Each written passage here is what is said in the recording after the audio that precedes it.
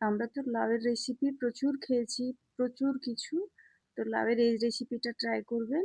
অসম্ভব সুন্দর এবং সহজেই হয়ে যাবে। এটা নিয়ে এত খাটনি পরেশানি করতে হবে না। তো চলুন আজকে বানিয়ে নেই লাউ ভর্তা, মুগের ডাল দিয়ে। ডেইলি লাইফের আরো একটি ব্লগে সকলকে স্বাগত। তো এখন রেসিপির জন্যে যেটা আমি ১ চামচ মুগ ডাল নিয়ে নিয়েছি। আপনারা মানুষ অনুযায়ী নেবেন, যে যতটা মানুষ সে সেরকম পরিমাণে বাড়িয়ে কমিয়ে নিতে পারেন। আমরা ২ টো মানুষ তাই আমি ১ চামচ নিয়েছি, একবেলার জন্যে রান্না হবে। তো লাউটাকে এই মুগের ডালটা খুব ভালোভাবে ধুয়ে নিলাম আর ডালটা আমি আগেই ভেজে রেখেছিলাম। আর এদিকে প্রেসার কুকার নিয়ে নিয়েছি, প্রেসার কুকারে ডালটা দিয়ে দিলাম। দিয়ে আমি এখানে প্রেসারের ঢাকনা বন্ধ করে একটা সিটি দিয়ে নেব।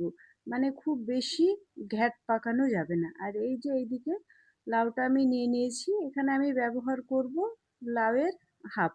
যেহেতু আমরা মানুষ দুটো, তো লাউটা চলুন কাটা ধোয়া করে নিই। আর লাউয়ের খোসাগুলো কিন্তু ফেলা যাবে না। লাউয়ের খোসাও জানেন অনেক কিছুই রান্না হয়, মানে সবজির থেকে এখন যেটা হচ্ছে খোসাটাই বেশি টেস্টি।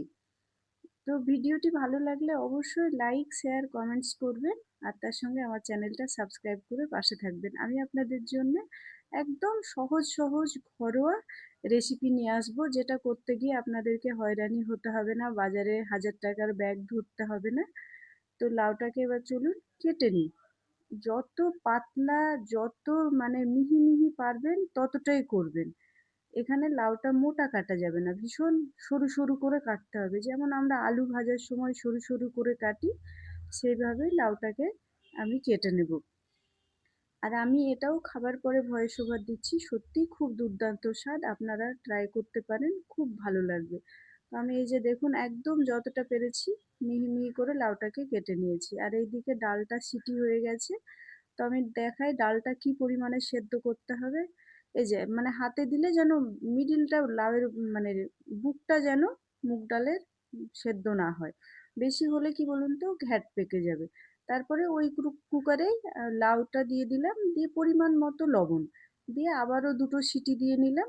তো এই যে এই পরিমাণে সেদ্ধটা হবে, কোনোটাই ঘ্যাট পাকবে না, অথচ হচ্ছে খুব সুন্দর সেদ্ধ হয়ে যাবে। তো এটাকে আলাদা বাটিতে ট্রান্সফার করে নিলাম। কড়াইয়ে তেল বসিয়ে দিলাম। তেলে ৩টে শুকনো লঙ্কা, ঝালটা যে যার মতো বাড়িয়ে কমিয়ে নিতে পারেন, কোনো অসুবিধে নেই।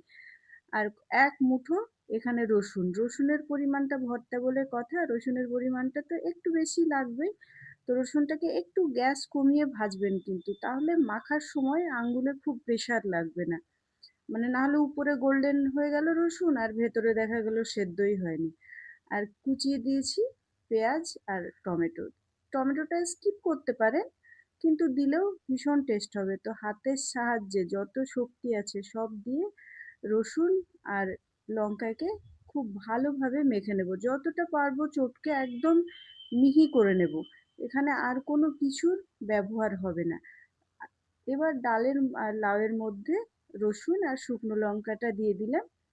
দিয়ে ওইদিকে পেঁয়াজ আর টমেটোটা দিয়ে দেবো। এখনো গরম আছে তাই আমি চামচের সাহায্যে খুব ভালোভাবে নেড়ে নিলাম।